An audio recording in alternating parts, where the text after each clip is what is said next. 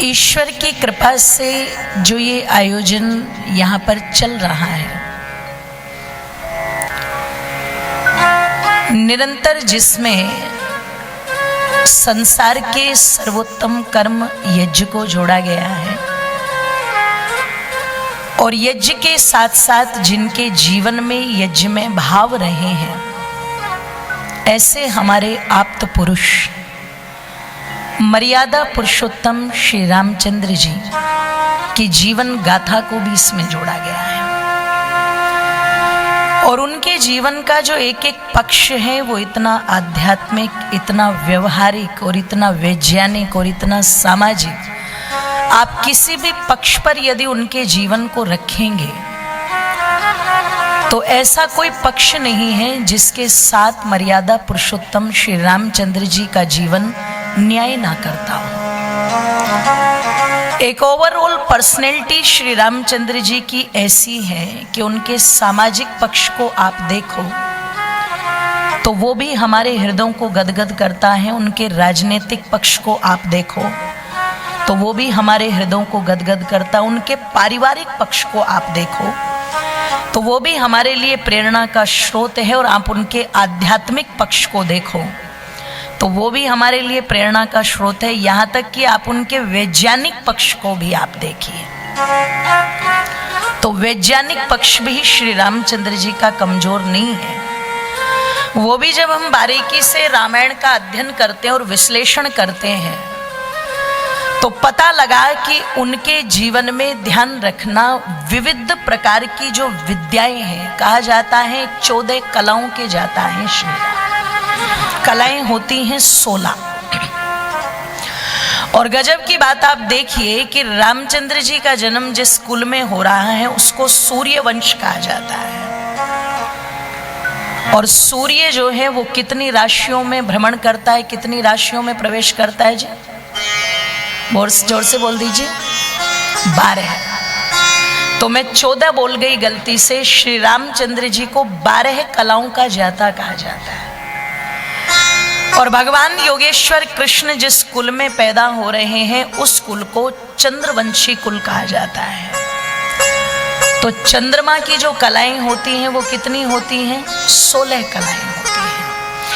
और मैं कह दूं आप लोगों के मध्य में, जब हम भगवान कृष्ण की कथा को कहते हैं तो वहां पर कृष्ण जी को महर्षि वेदव्यास जी ने 16 कलाओं का जाता माना है। ध्यान रखिएगा, यहाँ पर 12 कलाओं से और 16 कलाओं से कोई बड़प्पन या छोटेपन वाली बात नहीं है कि रामचंद्र जी छोटे हैं और कृष्ण जी बड़े हैं, या कृष्ण जी छोटे हैं और रामचंद्र जी बड़े हैं, ऐसा कुछ नहीं है। ये दोनों के दोनों महापुरुष वो हैं, ध्यान रखिएगा, जिनके जीवन में कोई अंतर नहीं है। ये दोनों ही आप्त पुरुष हैं जिन्होंने जन्म से लेकर के और अंत तक अपने जीवन को केवल और केवल पूर्णतः धर्म को समर्पित किया, कर्तव्यों को समर्पित किया, अपने देश समाज को समर्पित किया। बस अंतर क्या है? मर्यादा पुरुषोत्तम श्री रामचंद्र जी का जो जीवन है वो बाल्यकाल से लेकर के और आगे तक ऋषियों के आदेश के अनुसार चलता है। और भगवान कृष्ण के जीवन को यदि आप देखेंगे तो मैं निवेदन आप लोगों के मध्य में कर दूं, भगवान कृष्ण का जो जीवन है वो स्व आत्म प्रेरित जीवन है। उनके जीवन में सलाह देने वाले ऋषि मुनि नहीं है। रामचंद्र जी का जन्म तब हो रहा है जब महाराज दशरथ की जेल में कोई कैदी नहीं है।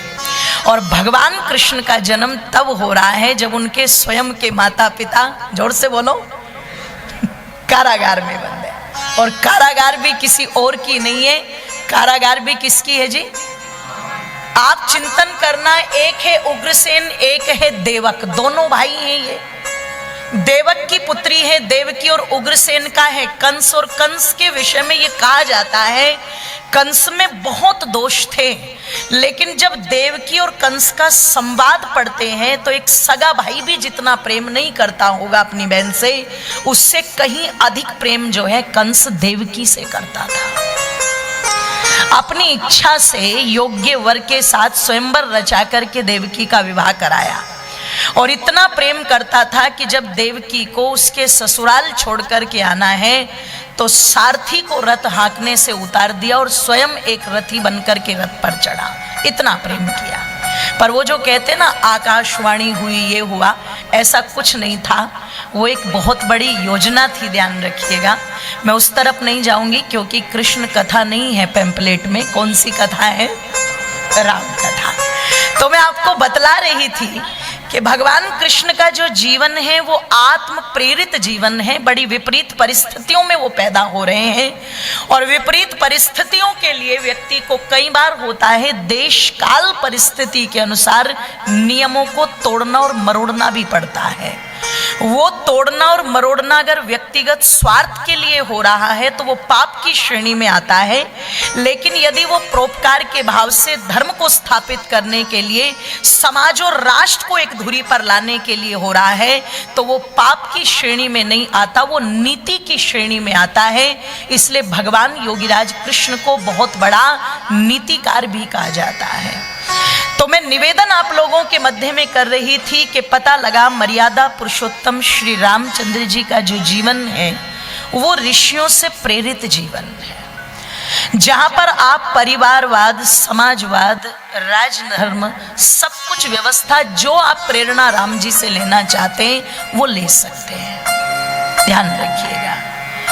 इसीलिए इस ग्रंथ को महर्षि वाल्मीकि के लिखने का उद्देश्य भी यही रहा, यावत स्थेवेति भूतले, कि जब तक ये धरती है, जब तक ये सृष्टि है, तब तक ये ग्रंथ लोगों के प्रेरणा का स्रोत बनता रहे। सीखे इससे। और सीखना क्या है? तो कल हमने चर्चा की थी कि जब श्री रामचंद्र जी माता कौशल्या के गर्भ में हैं तो उनकी माताएं अपनी संतानों के निर्माण के लिए सारे संस्कारों को प्राथमिकता देकर के, और राम जैसे, लक्ष्मण जैसे, शत्रुघ्न जैसे और भरत जैसे व्यक्तित्व को पैदा कर रही हैं। क्यों? संसार के अंदर जितने भी पशु पक्षी हैं उनको बनाने की आवश्यकता नहीं पड़ती, लेकिन मनुष्य एक ऐसा प्राणी है पूरे भूमंडल पर, ये बिना बनाए बनता नहीं है।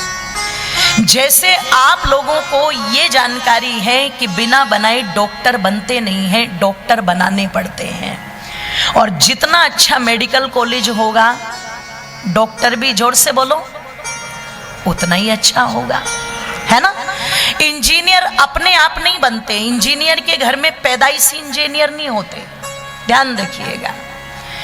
इंजीनियर बनाने पड़ते हैं।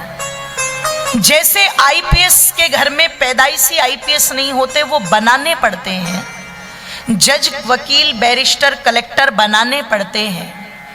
वैसे ही मनुष्यों के घर में पैदाइशी मनुष्य नहीं होते, ये मनुष्य बनाने पड़ते हैं।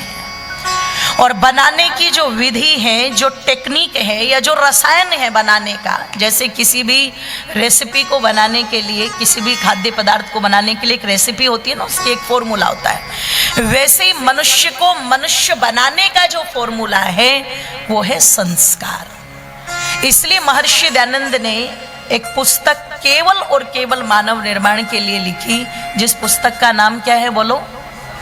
संस्कार विधि। दुर्भाग्य था जो पुस्तक हमारे सिलेबस में लगनी चाहिए थी, जो पुस्तक प्रत्येक विद्यालय में लगनी चाहिए थी। आज कहते हैं ना श्रीमद् भगवत गीता को सिलेबस में लगाओ, इसको ऐड करो।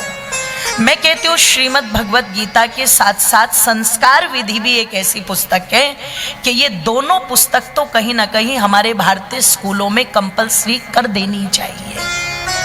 ध्यान रखिएगा, ताकि पता लगे कि ये जो संतान निर्माण का कार्य है ये कितना बड़ा है, कितना वैज्ञानिक है। और आप सोचो कि आज गली गली में विद्यालय हैं, जगह जगह यूनिवर्सिटियां हैं, सब खोल रहे हैं, बड़ी बड़ी विद्या के क्षेत्र, शिक्षा के संस्थान सब खोल रहे हैं। लेकिन आप गजब की बात देखिए, कमाल की बात देखिए कि वहाँ पर डॉक्टर, इंजीनियर, आईपीएस, पीसीएस तो बन रहे हैं, जज, कलेक्टर, बैरिस्टर तो बन रहे हैं, लेकिन मुझे कहते हुए थोड़ा सा कष्ट हो रहा है, मानव निर्माण की कोई योजना किसी स्कूल के पास, किसी कॉलेज के पास, किसी यूनिवर्सिटी के पास नहीं है, किसी के पास नहीं है। और जब डॉक्टर, इंजीनियर, आईपीएस, पीसीएस बनेंगे बिना मानव के संस्कारों के, बिना मानव के निर्माण के, तो फिर क्या होगा? क्या होगा? फिर ये होगा कि कोविड टाइम में जो इंजेक्शन 500 रुपए का आता था उसके 15,000 रुपए चार्ज किए गए।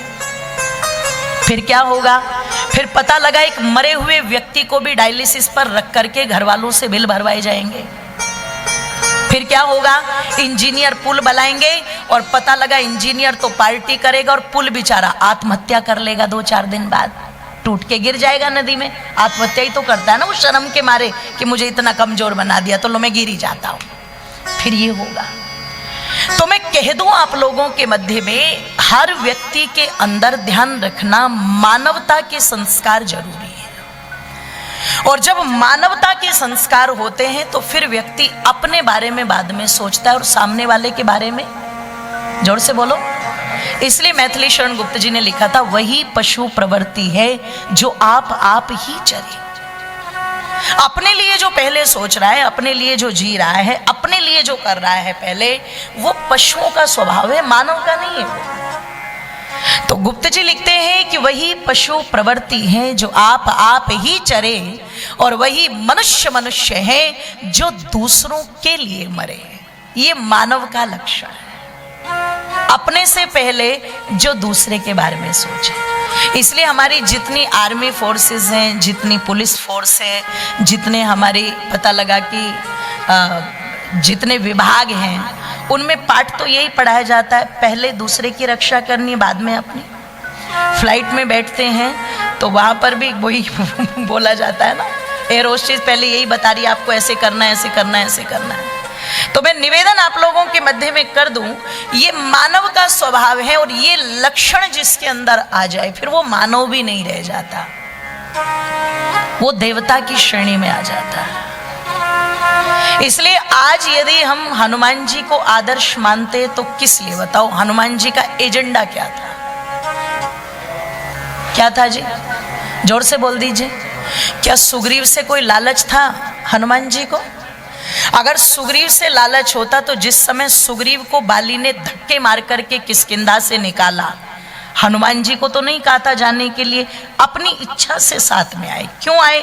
बाली का पक्ष गलत था और सुग्रीव का पक्ष, जोर से बोलो, सुग्रीव कोई ताकतवर राजा थोड़ी था, एक नंबर का भगोड़ा था, वो हर जगह से भागता था। अभी तो हम रामायण पूरी नहीं कर पाएंगे, लेकिन यदि हम किष्किंधा कांड को पढ़े तो पता लगा बाली जिस समय दुंदुभी नाम के राक्षस को मारने गया और सुग्रीव को गुफा के द्वार पर खड़ा कर गया, तो दुंदुभी की आवाज तो आई पर बाली की आवाज नहीं आई। तो सुग्रीव ने सोचा बाली मर गया, भाग गया वहां से। अब पता लगा बाली वापस आया और बाली ने उसे पीटना छेदना शुरू किया, तो फिर वहां से भी भागा छोड़ करके। और पता लगा जब किष्किंधा में ऋषिमुख पर्वत पर, सबसे ऊंचे पर्वत पर बैठा है सुग्रीव, और राम जी और लक्ष्मण जी को आते हुए देखा, तो वहां पर भी स्वयं नहीं गया ये पता करने कि ये बाली के दूत है या नहीं है। किसको भेजा? जोर से बोल दीजिए। विप्र रूप धरी गए हनुमाना, ब्राह्मण का वेश धारण करके हनुमान जी को भेज दिया। क्यों? बोले हनुमान जी तो बलशाली है, अपने आप निपट लेंगे और मैं यहां से भी भाग लूंगा, है जी। पता लगा जब रामचंद्र जी बाली वध करने गए हैं और पहचान नहीं पाए रामचंद्र जी, क्योंकि दोनों का चेहरा एक था, तो वहां पर जब बाली मारने लगा तो वहां से भी भागा, है जी। वो सब जगह से भाग रहा है, लेकिन एक बड़ी बात क्या है, उसने पकड़ा हमेशा मजबूत को। तो ऐसा कमजोर राजा हनुमान जी को मिला है, पर हनुमान जी उनके प्रति भी समर्पित है, कोई लालच नहीं, कोई स्वार्थ नहीं। अच्छा, जीवन भर जो रामचंद्र जी के लिए किया उसमें भी कोई लालच है क्या? बोलो, कोई लालच नहीं। गीता में जिसे हम निष्काम भाव कहते हैं, ये निष्काम भाव है, इसलिए आनंद की पूजा है। और इतनी पूजा है, इतनी पूजा है कि कोई रामचंद्र जी का मंदिर बनाए और उस मंदिर में यदि हनुमान जी का चित्र ना हो तो लोग उसको क्या कहते हैं? ये मंदिर, बोलो, अधूरा मंदिर। अच्छा, यही भाव लक्ष्मण जी ने, उनका भी कोई स्वार्थ नहीं है, और यही भाव क्यों खींच रहे हैं अपनी तरफ? रामचंद्र जी का भी है, उनका कोई अपना स्वार्थ, बोलो, इसीलिए हम उनकी पूजा कर रहे हैं आज। और पूजा करने का मतलब ही यही है कि हम उनके गुणों को अपनाएं। अब आप ये देखना, स्वार्थ ना होने का मतलब ये नहीं है कि आप पूरी तरह से कायर हो जाओ। जहां देश पर बात आई, जहां धर्म पर बात आई, जहां गौ माता पर बात आई, जहां ब्राह्मणों पर बात आई, वहां रामचंद्र जी ने रुद्र रूप धारण कर लिया और ऐसा धनुष उठाया कि चुन चुन करके राक्षसों को मारा है जी, एक को भी नहीं छोड़ा।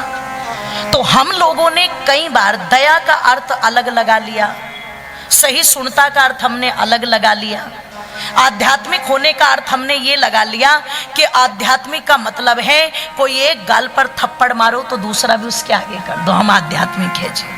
और दूसरे पर मारेंगे तो तीसरा कहां से उधार लाओगे फिर आप सोचो, ये अध्यात्म सनातन नहीं है। सनातन की परिभाषा जो है बस उसको समझना, वो उस व्यवस्था जो संस्कारों से जुड़ी हुई है, एक एक परंपरा से जुड़ी हुई है। इसलिए आइए आज थोड़ा सा आगे बढ़ते हैं और निवेदन कर दूं आप लोगों के मध्य में, मुनि विश्वामित्र जी श्री रामचंद्र जी को ले जा रहे हैं और समस्त राक्षसों का वध करा रहे हैं। और जब उनका यज्ञ सफल हुआ तो आना तो था अयोध्या की ओर, लेकिन मुनि विश्वामित्र को निमंत्रण प्राप्त हुआ। किनका? काठमांडू के राजा विदेहराज जनक का, जिस काठमांडू अर्थात आधा नेपाल और आधा बिहार का जो इलाका है, जिसे हम मैथिली जोन भी कहते हैं वर्तमान में, ये पूरी की पूरी उस समय की मिथिला थी। अगर देखा जाए तो भगवती माता सीता जो थी वो आज वर्तमान में जो नेपाल देश है वहाँ की रहने वाली थी, जिसे हम वर्तमान में नेपाल कहते, पर उस समय क्या था? मिथिला। और जो काठमांडू है आज, उस समय वो प्योर मिथिला थी, जिसे राजधानी कहा जाता था जनक जी की। वहां से एक निमंत्रण प्राप्त हुआ और निमंत्रण क्या था? स्वयंवर का निमंत्रण नहीं था, सीता जी का स्वयंवर नहीं हुआ था। स्वयंवर कहते हैं जहां कन्या स्वयं से वर का चयन करती है, उसे कहा जाता है स्वयंवर। और यहां पर महाराज जनक ने एक शर्त पहले से रख दी थी कि मेरी ये जो कन्या इतनी विदुषी है, इतनी योग्य है और इतनी सरल सहज स्वभाव की धनी है कि उन्हें महाराज जनक तो स्थान स्थान पर क्या कहते हैं? वाल्मीकि जी लिखते हैं,